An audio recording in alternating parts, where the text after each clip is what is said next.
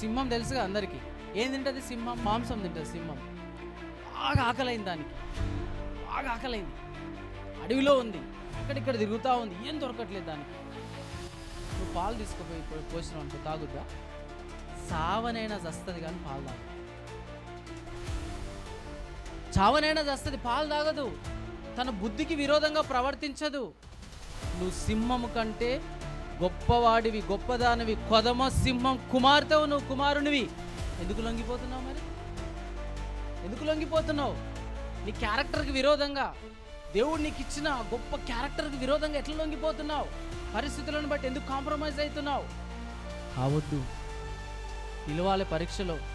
ఏదేమైనా కానీ నేను ఇలానే ఉంటాను. నా ఒరిజినల్ క్యారెక్టర్ గుర్తుపెట్టుకోండి. నీ ఒరిజినాలిటీ ఎప్పుడు బయటపడుతుంది అంటే నీకు సమృద్ధిగా ఉన్నప్పుడు బయటపడుతుంది, నీకేం లేనప్పుడు బయటపడుతుంది.